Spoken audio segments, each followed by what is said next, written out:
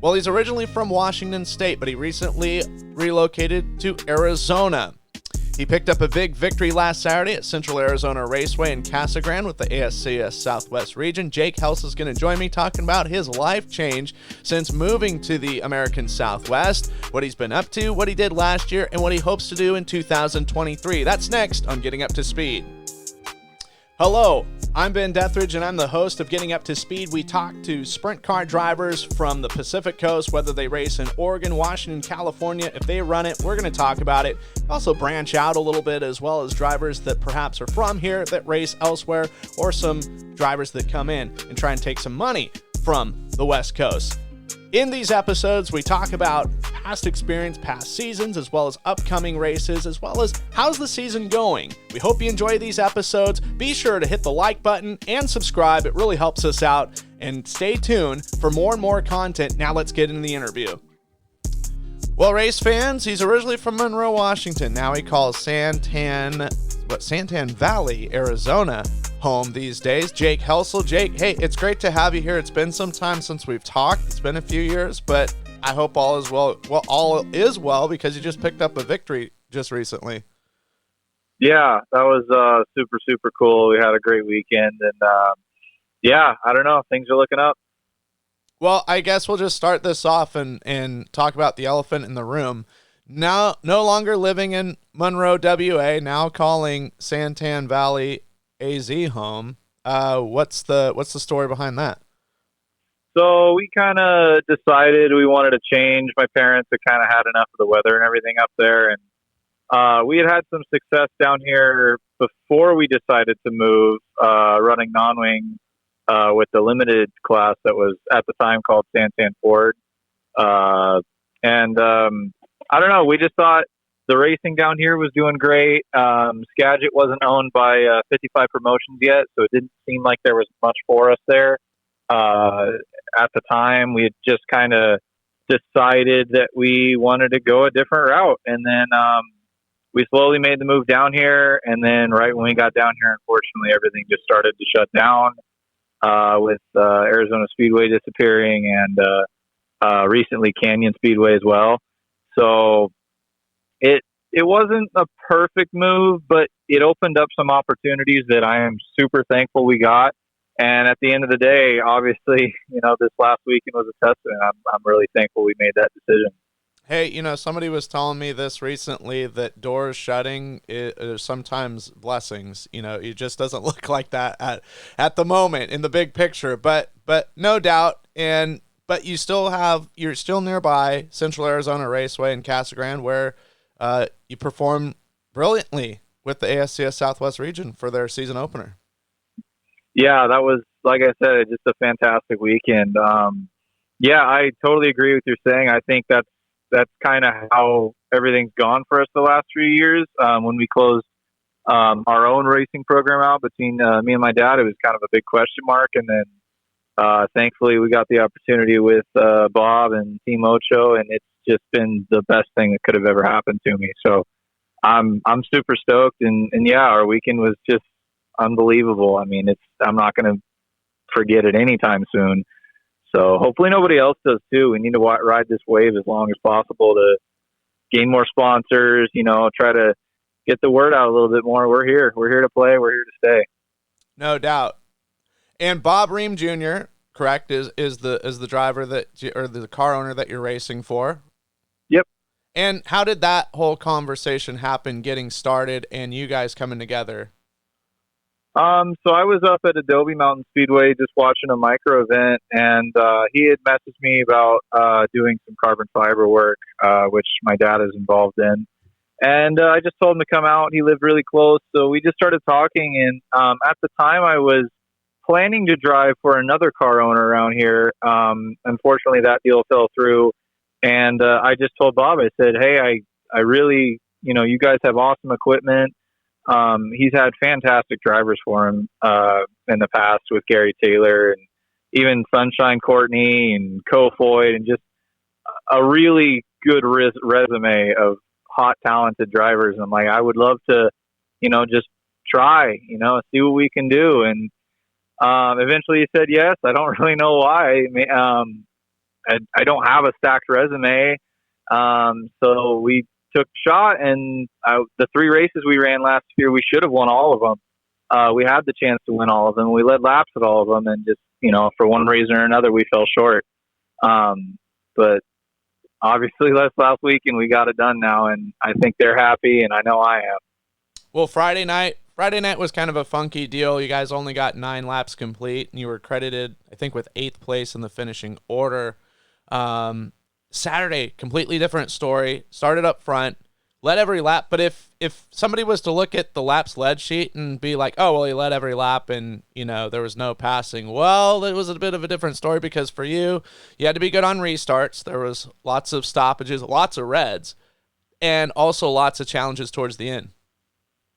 Yeah, it was a really more mental game than anything else, knowing that you have guys like Corey Day and Dominic Scelzi and DJ Neto and all those guys. I mean, it just goes on and on and on. I mean, just to look back and see the results and see my name in front of those guys is surreal. It really is. I mean, I never expected to be there. I think maybe we knew we had the capabilities, but yeah, holding them off on the restarts, I actually felt like the restarts were our biggest superpower, really. I was able to control them a lot better than I thought I was able to earlier in the night. And the motor just took off. It fired right away, right when we needed it to. And I've never been thankful for rubber on a racing surface before, but I was that night. Not necessarily that would have secured the victory, even because watching the video, Scelzi was working a different line than I was coming to the checkered. And man, another lap or two, it might have been a totally different story. Yeah, I mean, there was a couple times it's like, oh man, he's got him, but you just kept your faith in the line that you were running, and it, my goodness, if that thing would have hit lap traffic, that would have been interesting. Yes, and another thing I was thankful for is the yellows and reds. I think a lot of people in my crew were probably upset about that, but I welcomed them. I like I said, I thought we were better on the restarts than everybody, and it gave me just a second to calm down and reassess. And clean air is huge as well. When the track is a little bit narrow like that, when you have one preferred line and a few of the lappers were in it, it kind of got me a little bit nervous when we got to that point of like, hey, I need to get by these guys. I need to make a decision now. Who's behind me? How close are they? But it all worked out. And it was just a perfect night. Well, there was no hiding joy and jubilance, definitely in victory lane. I think I got a new nickname for you. There used to be this guy that was a striker for Bayern Munich back in the 60s and 70s called Gerd Muller, and they called him Der Bomber. I think you're going to be Der F-Bomber. But, hey, you guys had come a long way, and you mentioned in your interview, though, with saying that one of the last times you'd been at that place, it did not end well. No. I last time. I mean, before then I had never actually finished. I've never come off the track there under my own power. I've been at that track twice before, for practice nights, and the first time I almost went for a ride. The car did a similar thing. I was helping my buddy, and he had me go out and test his car to see what was up, and it did the same thing. It got up on the bike, and I was able to bring it down, but I still ended up, facing the wrong way and broken parts and all that. But I walked away, and the second time, not so much. I thought the first time it happened was maybe a fluke. He didn't have quite the perfect setup in the car, so I attributed it to that. And the second time, our car was perfect. Our parts were all brand new, and just got on the bike and I couldn't save it, and it really messed me up. So yeah, I left in a helicopter, woke up the next morning, had to take a year off. I mean, not that I wanted to, the opportunity was still there. I still had my own cars to run. I couldn't do it. I was forced to take a year off, and that really, really hurt. So, I mean, redemption was the goal, but I'd say we got even a little bit more than that. I think we got for sure our fair share. Well, and for folks listening that haven't been following your career, 2022, ran only a handful of sprint car races, 2 with the Wing, and that was a co-sanctioned deal with ASCS Southwest and the PowerEye Desert Wing Series at Aztec Speedway in New Mexico. A couple starts with them, got a top 10, and then a 12th place result in Mojave Valley Raceway in Bullhead City, Arizona with the USAC CRA Series. As far as sprint car stuff, that's all you did last year. Yeah, and those results, they're kind of tough to swallow because they really don't represent our speed that we had at each of those events. I mean, we led laps. We should have won every single one of those. The race with CRA, we led the first 18 laps, and I let it go on a restart. I didn't run the protective line that I knew was better. Going into the first corner, I let Gardner get by me, and then I felt the car was still good. We still had a good car to compete for podium, and unfortunately, I just drove it off the end of the track twice, and we ended up outside the top 10 when I know we should have been on the podium at the very least. And then kind of the same deal at Aztec. The first night, we just missed the setup just a little bit, but I was still hanging in the top 3, and we had a tire go down. It's just unfortunate circumstances, but we knew that we had the capabilities of success. So, we just stuck with it, and now we got one. Well, and you guys got a win last year. Well, I should say you in Dirt Cup weekend was up with the Northwest Focus Midget Series at Skagit Speedway. Made all 3 main events. All 3 resulted in top 10 finishes. 2 top 5s, and your one podium was a victory on the Dirt Cup opener. Yeah, that was a really, really fun weekend. I had not planned on running, actually. I booked plane tickets earlier in advance just to go up and back with different promoters and back to 410s. In my personal opinion, I think that's the way it should be. And man, I was so stoked to get the opportunity, and kind of in an unfortunate way, Jamie Gardner, the car owner, getting hurt earlier in the season. But we were able to get his first win as a car owner, and that team's first win, I believe, just that year. And that was just such a special feeling, man. I love racing with those guys up there. They're all friends. And it was just a super cool thing just to be a part of it that weekend, and then to have success was awesome. Saturday night, I believe we had a car that could have competed for the win, but unfortunately the pill draw just wasn't in our favor. But again, just a super fun weekend, and to get at least one win on the year was an extra little boost. So yeah, it was fun. Well, people that are unfamiliar with Arizona racing, there's generally a summer break, and it's historically kind of after the Memorial Day weekend, and then kind of gets back going a little bit after Labor Day weekend. Is there possibly an opportunity of maybe some cameos for you with either the Bob Ream Jr. number 8 or maybe another car in California or the Pacific Northwest in the summertime? I don't know that Bob Ream will be able to bring his car that far north. It's unfortunate we are kind of a smaller budget team. We do a lot with what we have, but we are going to look at some Southern California races. Right now I've got my micro sprint listed for sale. I'm trying to get, top dollar out of that so that I could put some money towards a 410, and maybe we can hit Paris a time or two. That's kind of the farthest out goal that we have. But I'm always open to opportunities. As far as, being a car owner, Bob wants me to succeed, and that is just, it's awesome to have that support. He wants me to move on and get to, a better team, a better place, a better area.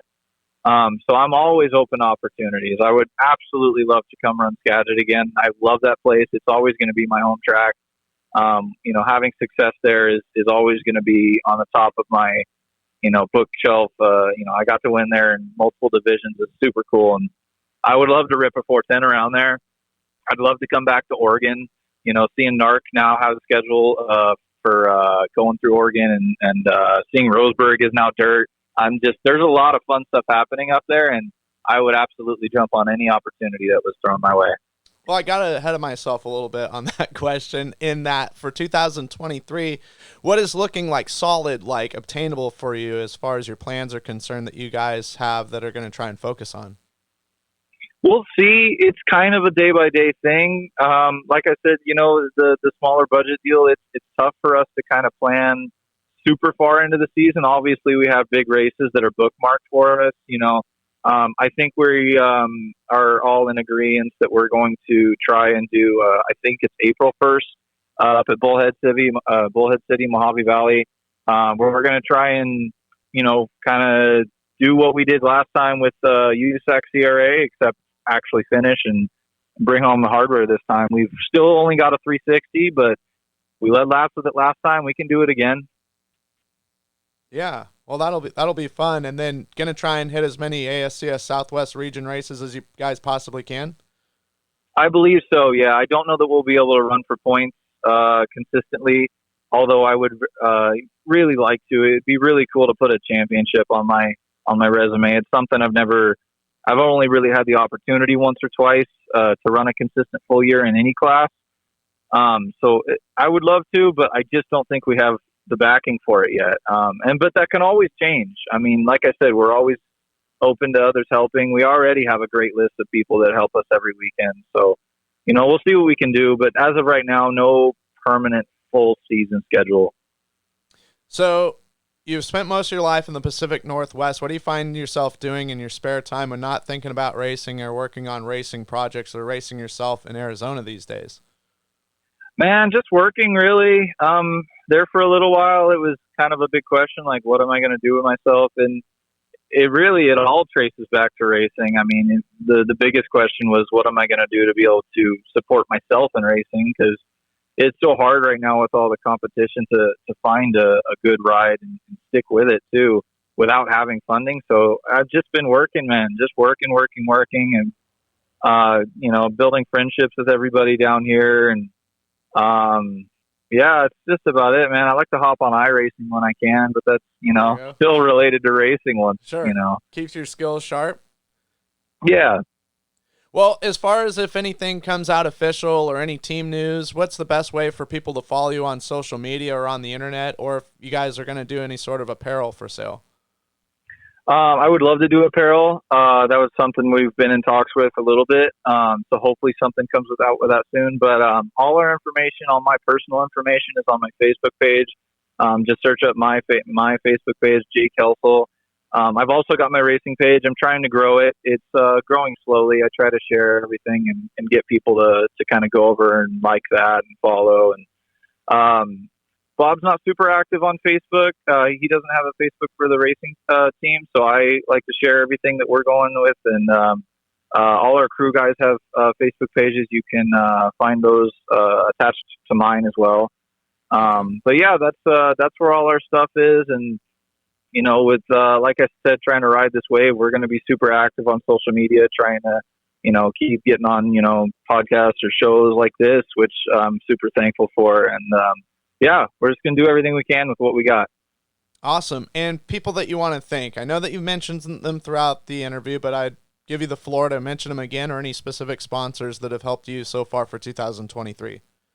Yeah, we've got some fantastic sponsors on the car. Supercan LLC, Blood Racing Lubricants, JH Racing, Victory Fuel, Crawford's Automotive just hopped on. There's a little story with that, actually. Brad is our family friend who owns Crawford Automotive, and he messaged me the night before we ran. He said, "Hey, if you top 10 at both nights, I'll give you $500." And I called him up first thing as soon as we finished. I'm like, "Hey, can we turn that into 1,000 since we did over what you thought?" And he said, "Absolutely." So nice. That was really, really cool and awesome to have him on the car now.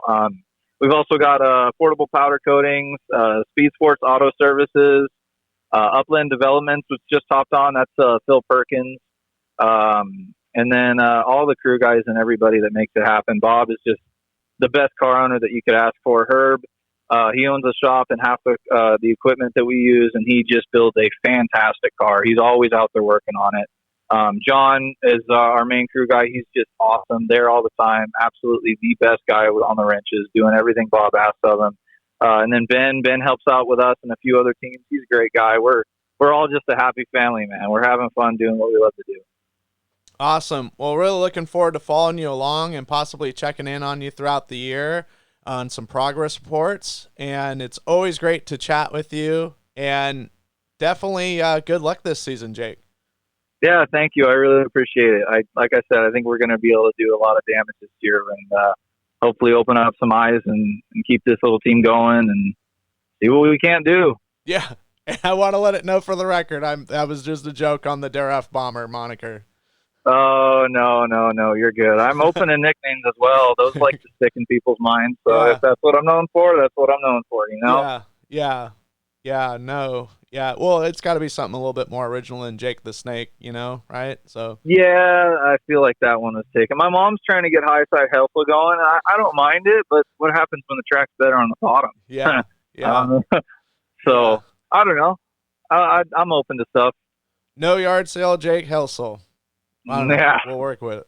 So Yeah. all right. Well, good talking to you. Thank you, Ben. I appreciate it so much.